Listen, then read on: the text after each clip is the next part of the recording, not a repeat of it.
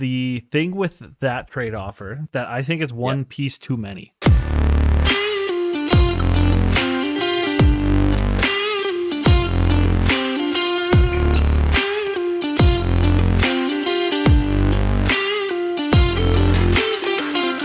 What's up, and welcome to the Crude Oil Podcast, a weekly uncensored Edmonton Oilers podcast with your hosts, Sean and Greg.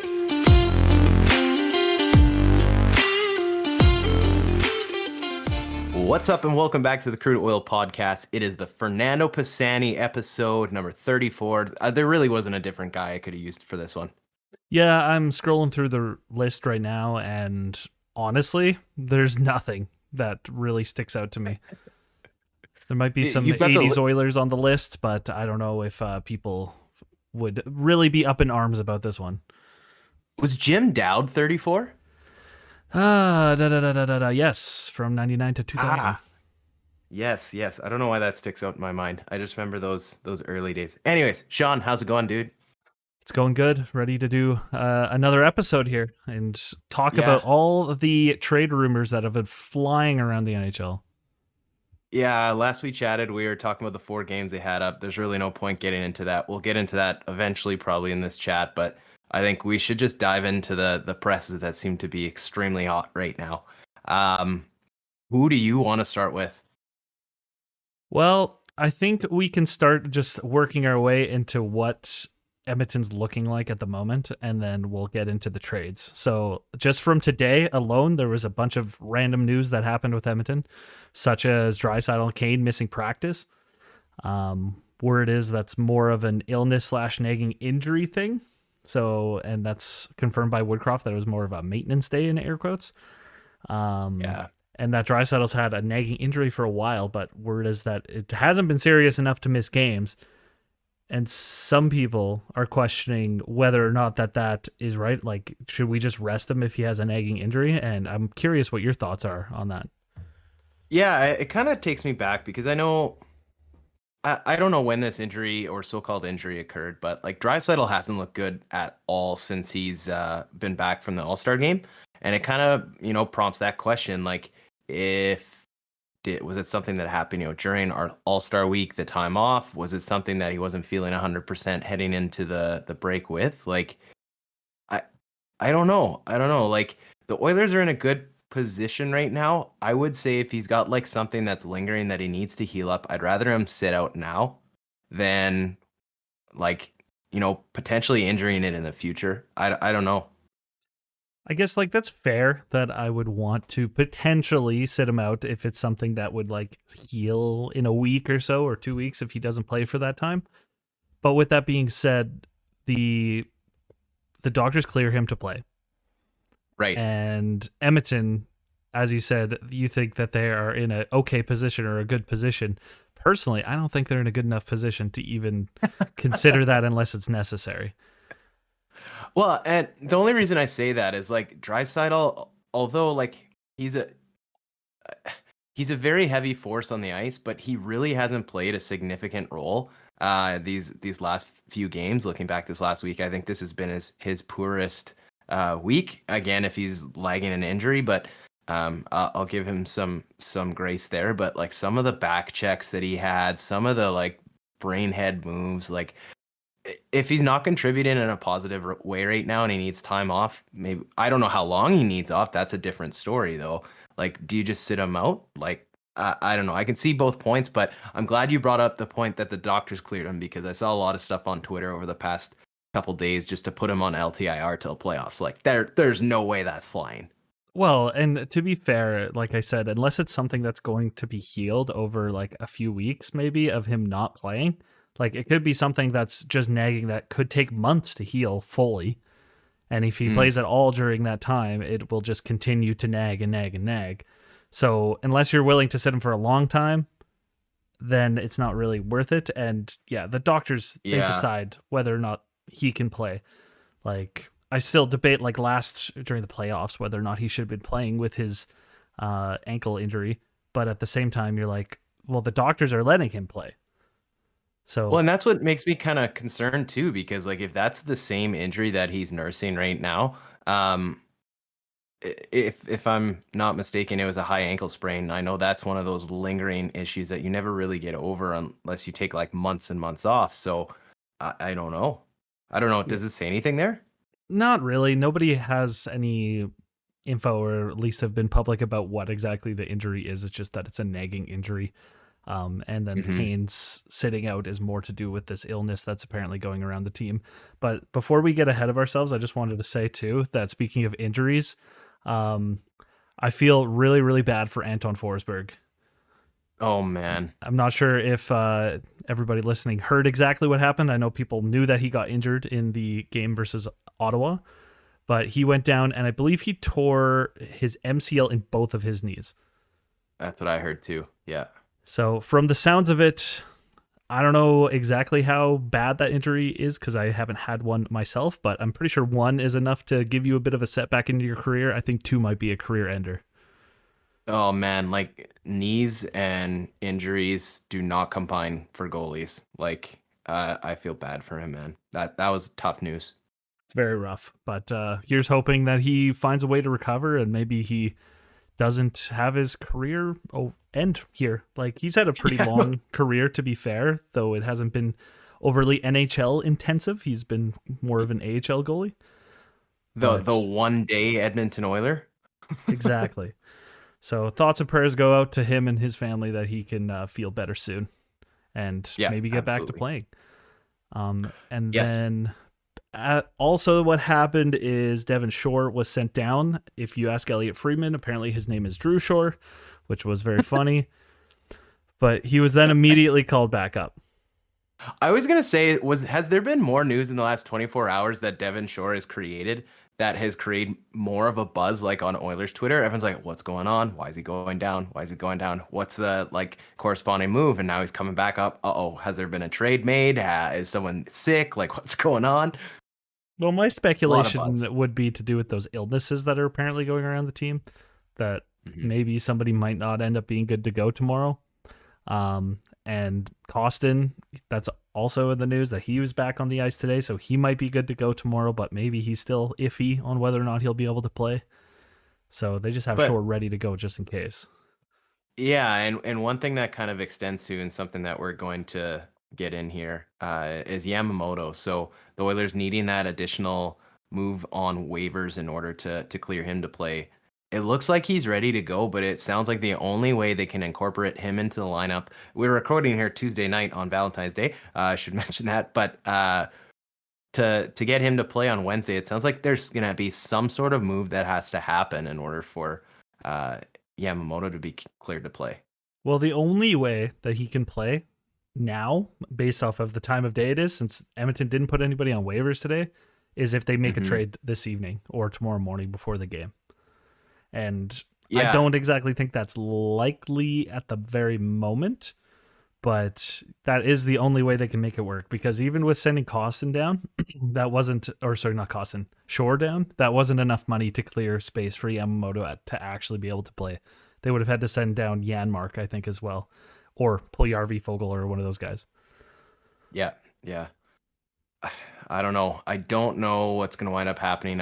Feel like something's a buzz, like something. I was texting you yesterday. I was like, maybe we should just put off to tomorrow because there's something that could possibly happen. Like it just feels like something's about to uh, go down, especially with the fact that you've got people like sitting out now due to trade rumors as opposed to like non-disclosed injuries.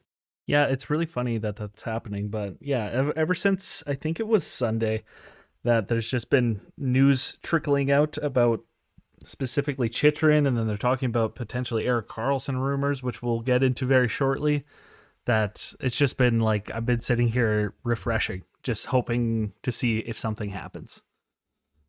Yeah, yeah, and I mean we'll get into it, but the trade deadline's 2.5 weeks away, so I mean nothing has traditionally gone down on trade deadline day like it used to. So I would imagine that in the coming days we're going to be seeing a lot of those big name players being listed, um, going to their new destinations. I don't know. Well, I you don't know. mentioned with Edmonton too that Yamamoto's pretty much ready to come back and raring to go, but they can't activate him off LTIR. So I think with Edmonton, they're more likely than not to make a trade within the next, let's just say, week or so to bring in somebody and get out some of that salary so Yamamoto can come back. Yeah. With that being said, do we want to dive into the trades? And before, well, obviously not the trades, but the trade rumors that are speculating. I think it's good to talk about Tarasenko first because I think it kind of sets a market price with what we're seeing right now. Um, we can just recap the trade here. So Vladdy Tarasenko going to the Rangers. I mean, this guy's had New York written all over him for the last 2 years. But the Rangers getting him and Mikkola. In exchange, the Blues get a 23 first rounder, conditional 24th, fourth. Sammy Blais heading back to St. Louis, and then Hunter Skinner. That being said, I mean, you kind of get a guy on an expiring term and a prospect, but you're still giving up a conditional first. Is it conditional first and a conditional fourth as well? I know the Yes, first it's a round protected. conditional first. The first being that they get the lower of the Rangers' 2 first-round picks, so whichever one's better. And on the Gotcha. fourth, the condition is that it becomes a third if the Rangers make the playoffs.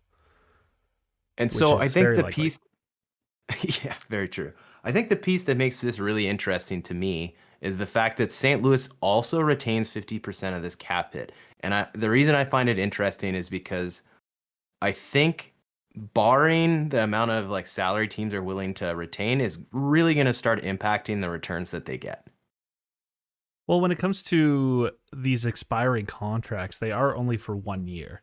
So you look at Tarasenko and St. Louis, I think this is, with their salary retention, this is a sign to me that St. Louis is not going to be making a push for the playoffs. I know that they're out of the playoffs right now, and this just kind of screams that they're not going to do anything to make themselves a contender this year. Yeah.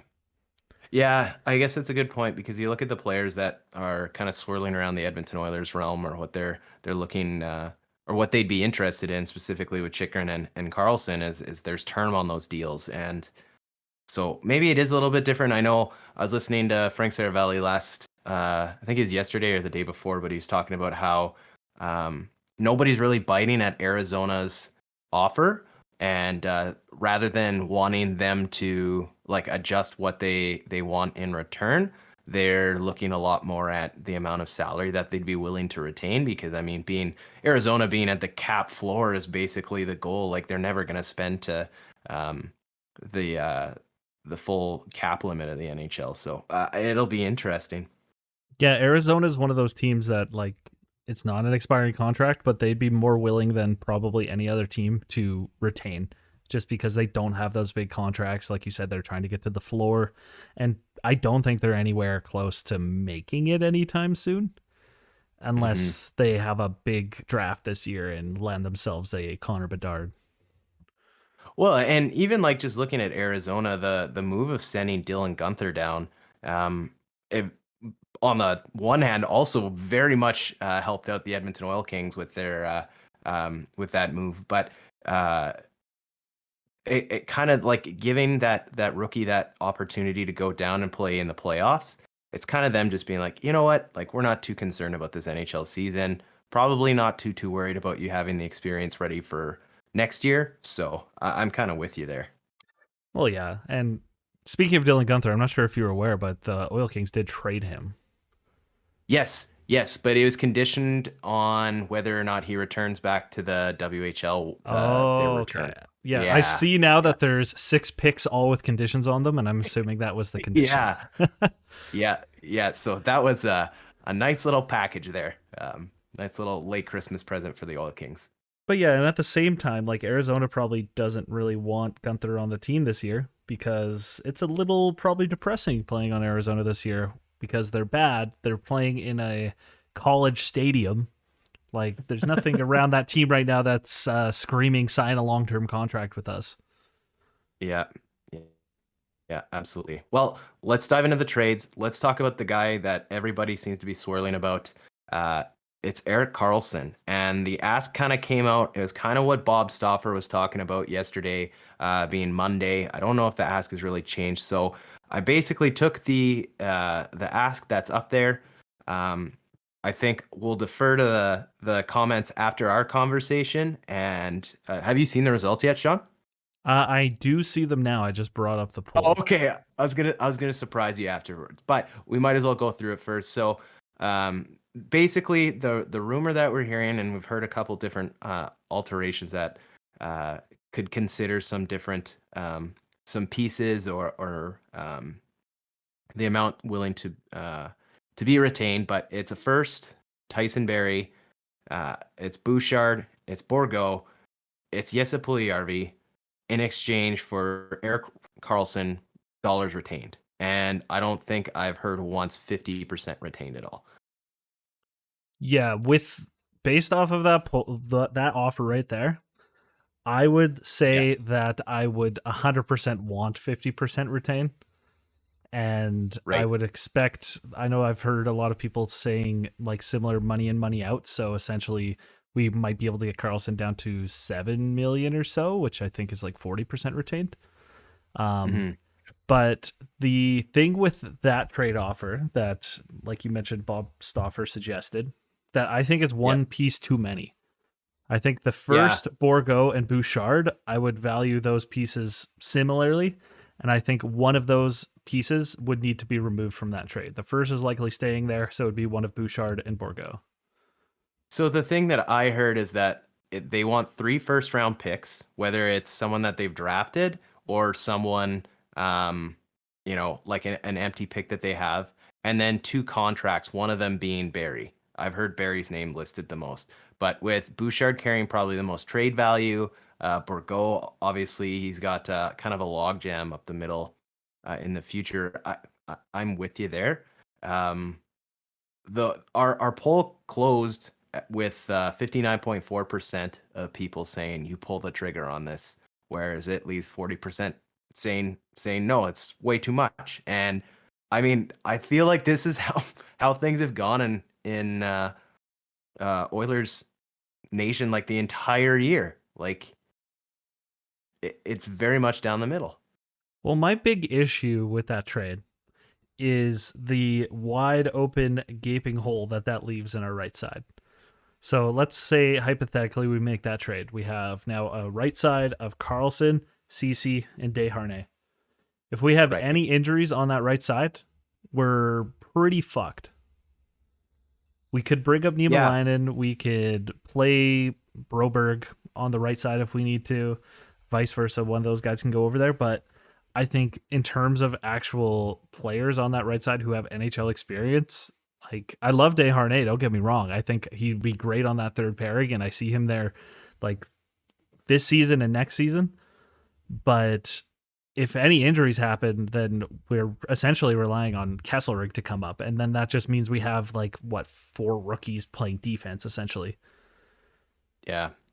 So I don't I want to see definitely see Barry that. and Bouchard go. That's my only thing. Yeah, I think that's a big risk to give up. Like I'd rather give up obviously Barry and um, Broberg.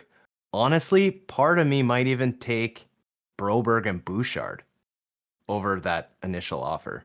Well, I think to make the money work, Barry has to go Yes, yeah, that's regardless. the only downside. Exactly. Yeah. But I know you're saying that the ask is 3 first round picks and then money, but I think Puljujärvi plus Barry essentially is equal to like the price of a first round pick. Well, yeah, because you get your 7 million bucks right there. But I don't know, man. Like I'm on the side of the majority here. Like this is Connor McDavid. We've got how many more years of them? Like 3 together.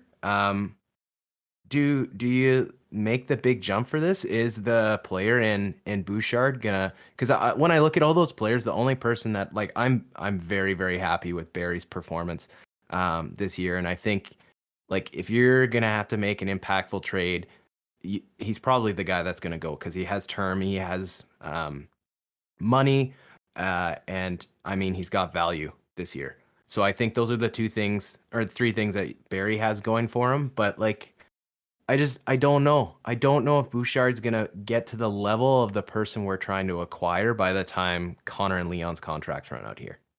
Well, I think it's wishful thinking at this point. Like, no knock on Bouchard, but I think it's just not. What am I trying to say here? It's just not fair to think that he can be a top pairing defenseman in the league, which is what we Yeah. need. I think not at best, but like currently he's like a sheltered offensive defenseman who plays on the third pair. And that's not going to be enough to get us to the playoffs within the next 3 years. Because I think in that time he might be able to mature into a second pairing right-handed defenseman. Like I don't Yeah. see him. Maybe in 7 years he can become a first pairing right-handed defenseman. But at that point, it's likely too late. Yeah. And I don't want to give up on young guys, especially guys that we've actually put the time and the effort into drafting and developing. But you have to think about the implications on this season and next season and how we are actually going to be able to compete with teams like Colorado, with teams like Vegas when they're healthy, with teams like Dallas. Yeah. I mean, and just looking at the lineup and the pieces that will have to move in order to get there, I think there's going to be players that'll leapfrog Pulley RV. That bottom six, the one player that's eating up, and it's the hardest year to put any sort of circumstance behind it, but like Nugent Hopkins is the only guy that I don't see being there long term in the bottom six. But he's having like one of the top 3, top 4 years of all the Oilers forwards. Some could argue even higher. Like I don't know where Bourgault fits in the lineup. Give it 3-4 years. So that being said, I'm okay with that give up. The Bouchard thing, I don't know, man. I don't know. Yeah, Bouchard, I just don't know. Like you saw it, like to kind of get into the games that we watched. The game against Montreal on that last goal, that Yeah. made me physically ill to watch. Like that effort from him, like it's one thing to get your pocket picked behind the net. Sometimes that happens. It's another thing to chase the guy, completely just be nothing on the body on him. Let him get easily the inside position on you, and like you look like you're not even trying out there. It looks like me on skates where I'm more focused on trying not to fall over than to actually play defense. Man, that entire game was a tire fire, but that was just one of the things that like stood out. And when you have something stand out like that in a bad game, that's a tough one to kind of, shush under the covers. Well, like I've had enough of watching that stuff, and like I know his underlying numbers aren't terrible this year, and the underlying numbers are looking more terrible on guys like Cody Ceci, who there have been a lot of things I've been reading lately, especially regarding advanced stats, how Cody Ceci is an absolute like cancer for everybody on the ice, where it'll drop their goals for percentage by 15% just from having him on the ice. So like, if I'm Edmonton, I'd try to include Cody Ceci in the trade instead of Barrie. Yeah, there you go. But like that if it's Cody Ceci involved in the trade, I can see having to add like the extra first round equivalent piece because I think Barrie's much more valuable than Ceci is. But then you're running Sorry, go ahead. Oh, I was just gonna say they're pretty much on par for salary, right? Yeah, Ceci's at 3.25 and Barrie's at 4.5, so it's fairly close. Yeah.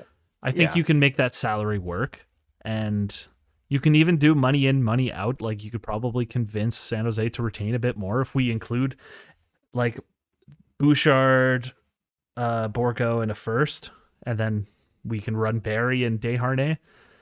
And then maybe pick up another right-handed depth defenseman to fill out the extra forwards, especially with Murray on LTIR too. Like we have all of these guys who are either injured or too young to really be a significant piece in terms of depth that we want to rely on. So yeah, and like nothing against Ceci, but like he's just has not been great this year, especially compared to last year. I was like pumping his tires all last year because he was, to me, the perfect defenseman for our team. He's out there, he's playing 20 minutes a night and you barely notice him, which is all I ever want out of a defenseman. And this season, he's been the most noticeable defenseman on the team because he's been god awful. Yeah, it's amazing how some players just have whirlwinds. Like, I mean, you could probably switch him, different players, but switch him and Barrie out last year, like complete opposite. Well, That's and so. yeah, Barry found his game quite a bit near the end of the season, especially in the playoffs. And like, Mhm. not to say CC was bad in the playoffs, but I think he's way over his head playing top Yeah. pairing with Nurse. And like, he might be better, mind you, if we bring in Karlsson and he bumps him down to the second pairing or even the third pairing. Like, he might improve drastically from playing in a position that's more equal to his actual skill level. But like, I don't know if I want to rely on that because, once again, the advanced stats have been just awful with him anywhere near our top players. Yeah, yeah, I heard those stories. I mean, I still have a hard time weighing in advanced stats, but I mean, there's got to be some truth to them somewhere. Well, Before we leave, if you're failing the eye test and the advanced stats, like, that's the that's got to thing. be something, right? Yeah, yeah, that's the thing, right? Um, just before we get into the other pieces, the two main guys here, I don't even see this as a competition. In your personal opinion, if you had to give up the exact same assets, which maybe isn't fair, let's say exact same value return, which player would you rather have on your team right now? Looking at what the Oilers are composed of, like with all the positions, would you rather have Erik Karlsson or would you rather have Jacob Chikrin? Is that like assuming equal salary? Yeah, let's say equal salary, equal trade value. Like in terms of what they bring to the team, which player do you want more? Well, Erik Karlsson easily. I think he's an Yeah, okay. exponentially better player than Chitrin is this season, at least. Well, he has been. I mean, Erik Karlsson's had one bad year in the last 4 or 5 years, and statistically, like the guy's got more fucking 5-on-5 goals than Leon Draisaitl. So yeah, he's leading the league in 5-on-5 points, Erik Karlsson, Yeah. by like a margin of 15 points, which is 8 points higher than Bobby Orr, who is the like one of the only other defensemen to have done that. Hmm. Like, it's batshit insane how well he's been playing. Well, like, we need help on 5-on-5. He's a puck movie defenseman, which I love. Like, does his defense leave a little bit to be desired there? Yeah, but who doesn't do that on Edmonton? Nobody plays fucking defense unless your name's Desharnais on our team. So like, if you can get Yeah. the puck out of the zone, then I want you on this team, because watching everybody try to break the puck out has been pretty painful. And I think with a good puck moving defenseman who can play 25 minutes a night, like, that will change this team dynamically at 5 on Hmm. 5. So if we can't get either, or I was kind of hoping you'd go bite for Chikrin because that was going to be my defense. But I mean, it's just kind of a no brainer. But let's eliminate those two because those are the kind of the two big puck moving guys available. The other two floating around, Gavrikov and McCabe. Now, at what point do you move on this, or do you think you missed the boat? Because I think the Edmonton Oilers have to prioritize that puck moving defenseman. And I think by the time they get to a place where they're going to have an ask ready, or I mean, they fall out of the rankings, I think it's going to be way too late to pick up a Gavrikov or a McCabe. And I think you're going to be overpaying for him at that point. Like, do you kind of just go all in on these two different options and then kind of just settle? Or like, what do you do if you're Ken Holland? Well, in my mind, I would probably try and go all in on the big fish, because Edmonton needs a player who can make a big difference on this team. But you Yeah. have to at least, like, I guarantee that Holland is talking to like Columbus and to Chicago, and has deals, quote unquote, in place on what it would take to make that trade happen. And the scary part is, it's like, do you want to be the guy to pull the trigger first, or do you want to wait Right. and see what happens? Because you can either set the market with a trade. So say Edmonton trades for Karlsson, you're going to set the market for Chitrin, because Chitrin's like a tier below Karlsson, so his cost will be a little bit less. Gavrikov's a tier below that, and McCabe's probably a tier below that. So Yeah. You, do you want to set the market, or do you want to get fucked by it? If somebody gives up a shit ton for Chitrin, and you're like, oh shit, what are we going to do? You have to give even more for Karlsson, and you have to give so much now for Gavrikov and McCabe. yeah, it's almost like you can sit around and be and wait for the desperate team to come forward, or you can be it. You know what I mean? Yeah, and like, I think I'd rather not be the desperate team, because it just might set you up for disaster, but you kind of have to try and balance it perfectly, which is probably the hard part of being a GM, where you don't want to pull the trigger too soon. You want to try and wait for that team to get a little bit more desperate, maybe lower their asking price and then pull the trigger. Like, it's obviously way easier said than done, but you don't want to just pull the trigger. Like on McCabe, for example, they're asking for a first round pick. No. And then if they retain, they want more. Oh.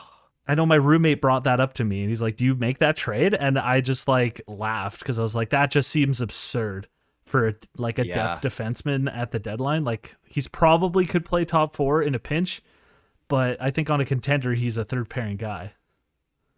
Well, and the reason that I was bringing that up, like the perspective of like which route the Oilers take, is just because in prior years, it feels like the message that we've been getting, and I mean, we really haven't had a huge splash since Pronger and Rolison. It definitely was just Rolison, I think. But like, it feels like we go in aiming for a brand new car and we come out with a handful of nuts and bolts every single year. Like, I don't know if you're sitting here with the 2 best players in the NHL.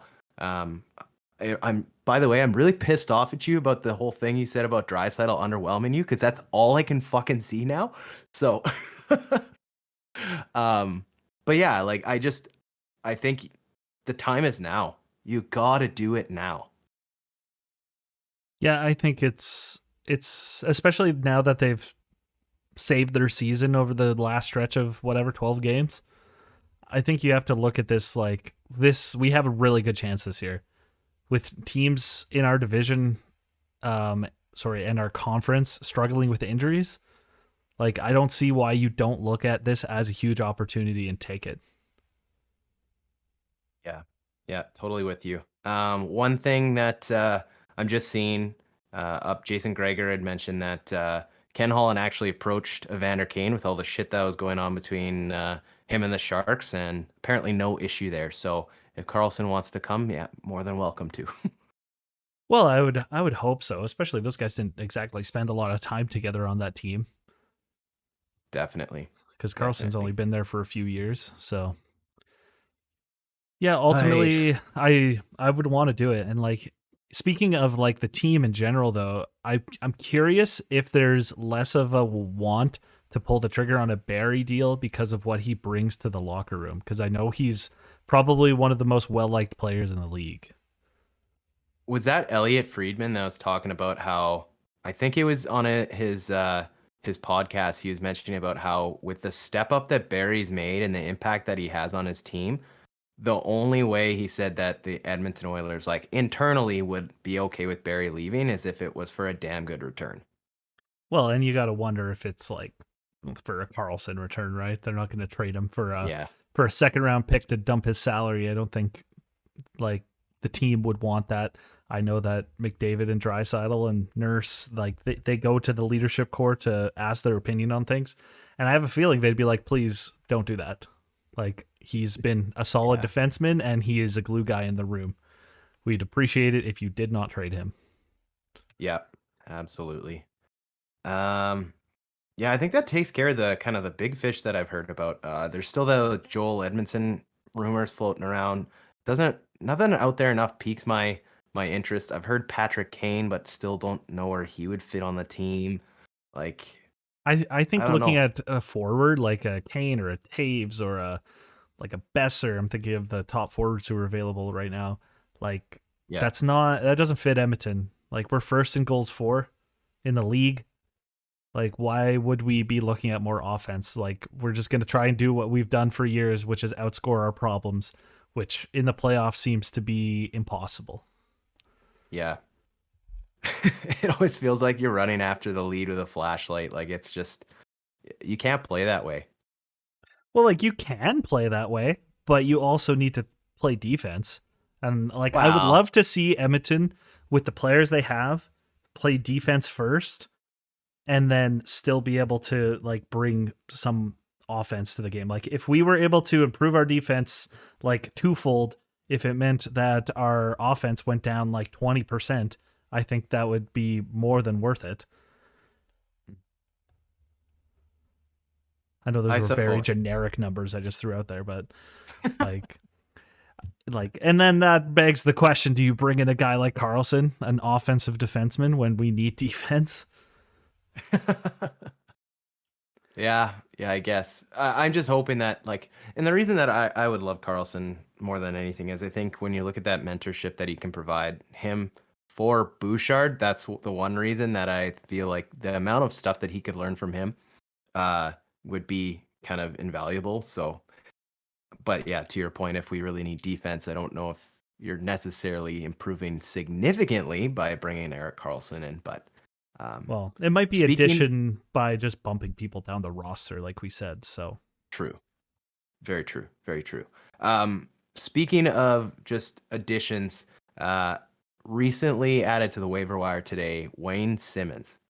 Would you take a flyer on him if you need some grit in your lineup? I'm shaking my head right now. No,